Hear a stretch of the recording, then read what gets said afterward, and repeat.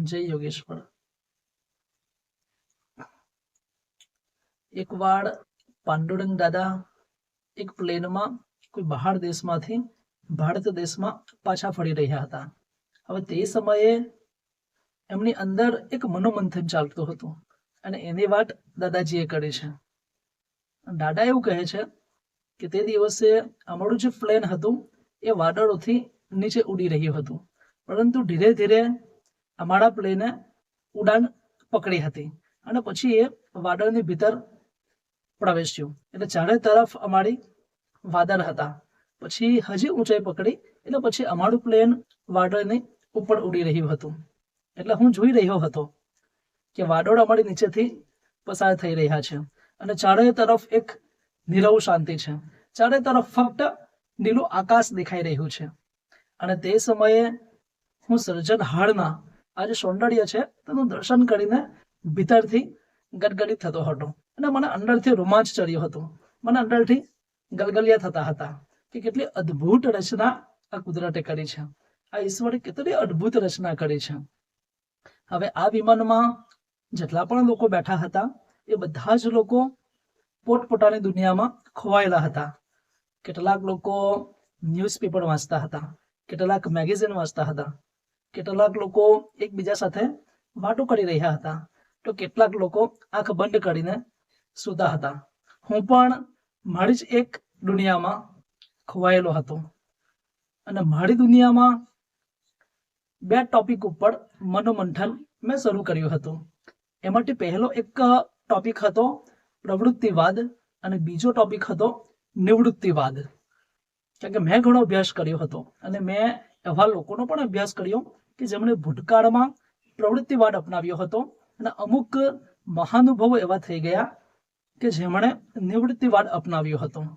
એટલે પછી મેં એવો વિચાર કર્યો કે મારે મારા જીવનમાં કયા રસ્તા ઉપર આગળ વધવું છે અને મારે સમાજને કયો માર્ગ આપવો છે એનું મનોમંથન મેં કરવાનું શરૂ કર્યું. એટલે શરૂઆતમાં મેં પ્રવૃત્તિવાદ ઉઠાવ્યો કે હું જો આ રસ્તા ઉપર આગળ વધું તો શું થઈ શકે છે. એટલે સૌથી પહેલા મેં એના પોઝિટિવ પાસાઓ જોયા. એટલે મારી અંદર એના પોઝિટિવ પાસા આવ્યા. એટલે મેં વિચાર કર્યો કે આ દુનિયામાં જે કંઈ પણ સર્જન થયું છે એ વ્યવહારિક ક્ષેત્ર હોય, સામાજિક ક્ષેત્ર હોય, શૈક્ષણિક ક્ષેત્ર હોય, રાજકીય ક્ષેત્રે હોય, ધાર્મિક ક્ષેત્રે હોય, કાં તો પછી આધ્યાત્મિક ક્ષેત્રે હોય, જે કંઈ પણ સર્જાયું છે, જે કંઈ પણ ઊભું થયું છે એના પાછળ પ્રવૃત્તિનો આધાર છે. જો પ્રવૃત્તિ જ કોઈ ના કરતે તો આ બધા ક્ષેત્રોમાં કંઈક ઊભું થયેલું હતે નહીં. આજે લોકો જે વૈજ્ઞાનિક શોધખોળો કરે છે, આપણો દેશ વૈજ્ઞાનિક દ્રષ્ટિએ જે આગળ વધ્યો છે, વૈજ્ઞાનિક ક્ષેત્રે જે આગળ વધ્યો છે એના પાછળ પણ મૂળ તો પ્રવૃત્તિ જ છે. જો આપણે કંઈ જ નહીં કરીએ તો કંઈ ઊભું થાય નહીં. એટલે પ્રવૃત્તિ તો જીવનમાં જરૂરી છે. જો પ્રવૃત્તિ નહીં કરીશું તો આપણે આપણું પેટ પણ ભરી શકીશું નહીં, આપણે આપણું ઘર પણ ચલાવી શકીશું નહીં. એટલે પ્રવૃત્તિ જીવનમાં ખૂબ જ જરૂરી છે. એટલે પ્રવૃત્તિને છોડી શકાય નહીં. પ્રવૃત્તિ કરવાથી આપણા જીવનમાં એક ગજબની સ્ફૂર્તિ આવે છે. આપણી ભીતર એક ઉત્સાહનો જન્મ થાય છે. આપણી પ્રતિકાર ક્ષમતા ધીરે ધીરે વધવા લાગે છે. અને જે વ્યક્તિ સતત પ્રવૃત્તિશીલ રહે છે એ વ્યક્તિનું મનોબળ પણ પાવરફુલ બને છે. કારણ કે આપણે જો કંઈક પ્રવૃત્તિ કરતા રહીશું તો પ્રવૃત્તિની ભીતર એક સંઘર્ષ પણ આવશે અને જે વ્યક્તિ આ સંઘર્ષનો સામનો કરીને આગળ વધતો રહેશે એ વ્યક્તિનું મન ધીરે ધીરે પાવરફુલ થવા લાગશે. કારણ કે દરેક પ્રવૃત્તિમાં આપણને સફળતા જ મળશે એવું પણ જરૂરી નથી. ઘણી વખત સફળતા મળશે તો ઘણી વખત નિષ્ફળતા પણ મળશે. જો સફળતા મળશે તો આગળ કંઈક નવું કરવાનો ઉત્સાહ જાગશે અને જો નિષ્ફળતા મળશે તો મને કયા કારણોસર નિષ્ફળતા મળી એ મને જાણવાનું મળશે, મારી ભૂલ મને ખબર પડશે. એટલે આ રીતે પ્રવૃત્તિ કરવાથી વ્યક્તિના જીવનમાં સુખ પણ આવે છે અને દુઃખ પણ આવે છે. આ બંને સહન કરીને જો વ્યક્તિ સતત પ્રવૃત્તિ કરતો રહે તેનું મન છે તે પાવરફુલ થઈ જાય છે. એટલે પ્રવૃત્તિ કરવાથી વ્યક્તિની ભીતર પ્રતિકાર ક્ષમતા અને પૌરુષનો વધારો થાય છે. એટલે જીવનમાં પ્રવૃત્તિ ખૂબ જ જરૂરી છે. એટલે પ્રવૃત્તિના પોઝિટિવ પાસા મારી અંદર ઉભા થયા હતા. એટલે અંદરો અંદર હું ખૂબ જ ખુશ થતો હતો કે ના, સમાજને કંઈક પ્રવૃત્તિ મારે આપવી જોઈએ. એવામાં જ પ્રવૃત્તિનું એક નેગેટિવ પાસું મારા ધ્યાનમાં આવ્યું કે જે વ્યક્તિ ફક્ત અને ફક્ત પ્રવૃત્તિમાં લાગેલો રહે છે, પ્રવૃત્તિ કરતો રહે છે, તેની ભીતર એનો જે અહંકાર છે એ પુષ્ટ થતો રહે છે. એટલે વ્યક્તિ ધીરે ધીરે અહંકારી બની જાય છે. વ્યક્તિને એવું લાગે છે કે જો આ કામ હું કરી શકું છું તો પછી હવે આ કાર્ય પણ કરી શકું છું, હવે જો આ કાર્ય કરી શકું છું તો પછી આ કાર્ય પણ કરી શકું છું, અને કોઈ પણ કાર્ય હું કરી શકું છું, અને મારા માટે કંઈ ઇમ્પોસિબલ નથી. અને છેલ્લે વ્યક્તિને એવું લાગે છે કે મને ભગવાનની પણ જરૂર નથી, કારણ કે હું જે ધારું તે ઊભું કરી શકું છું. આવું સતત પ્રવૃત્તિશીલ વ્યક્તિને લાગે છે. અને આપણે ભારત દેશનો ઇતિહાસનો અભ્યાસ કરીશું તો ખબર પડશે કે ભારત દેશમાં જે દુષ્ટો થઈ ગયા, જે અસુરો થઈ ગયા, દુર્યોધન, રાવણ, કંસ, જરાસંઘ, આ બધા લોકો સતત પ્રવૃત્તિશીલ લોકો હતા. એટલે આ લોકોને એવું લાગતું હતું કે ઈશ્વર નામનું કોઈ પણ તત્વ અસ્તિત્વમાં નથી, હું જ ઈશ્વર છું, અને હું કહું તે પ્રમાણે લોકોએ પણ કરવું જોઈએ. એટલે પ્રવૃત્તિનું સૌથી કોઈ નેગેટિવ પાસું હોય તો એ આ છે કે વ્યક્તિ અહંકારશીલ બની જાય છે. અને જે વ્યક્તિએ આધ્યાત્મિક ક્ષેત્રે આગળ વધવું છે, જેમણે સ્વયંની અનુભૂતિ કરવી છે, જ્યારે ઈશ્વરના દર્શન કરવા છે, ઈશ્વરના અનુભવવો છે, એના માટે અહંકાર એ બાધારૂપ છે. એટલે અધ્યાત્મની જેટલી પણ રમત છે એ આ અહંકારને વિસર્જિત કરવા માટેની છે, કાં તો અહંકારને પીગાડી નાખવા માટેની છે. પરંતુ જો સતત પ્રવૃત્તિશીલ રહીશું તો અહંકાર ધીરે ધીરે ઊભો થશે અને વ્યક્તિનું પછી અધઃપતન થઈ જશે. એટલે સતત પ્રવૃત્તિ કરવાથી વ્યક્તિની અંદર અહંકાર ઊભો થાય છે અને વ્યક્તિનું છેલ્લે પતન થઈ જાય છે. એટલે મારા મનમાં એ વિમાનમાં મનોમંથન ચાલતું હતું કે પ્રવૃત્તિના પોઝિટિવ પાસા આ છે અને નેગેટિવ પાસા આ છે. પછી મેં બીજો ટોપિક ઉઠાવ્યો અને તે છે નિવૃત્તિવાદ. ભૂતકાળમાં ઘણા મહાનુભાવો નિવૃત્તિવાદ તરફ પણ વધ્યા હતા. એટલે પછી મેં એવો વિચાર કર્યો કે મારે જો મનુષ્ય જીવનના લક્ષ્ય છે એને ભેદવું હોય તો નિવૃત્તિ ખૂબ જ જરૂરી છે. કારણ કે કૃષ્ણ ભગવાન પણ ગીતામાં કહે છે કે યો બુદ્ધિ પડતસ્તુ સહા, તું જેનો અનુભવ કરવા માંગે છે એ તારી મન અને બુદ્ધિથી પડનો વિષય છે. તારે જો સ્વયંને જાણવો હોય, તારે જો પરમાત્માનો અનુભવ કરવો હોય, કાં તો આ જગત શું છે એ તારે જાણવું હોય, તે તારા મન અને બુદ્ધિથી પડે છે.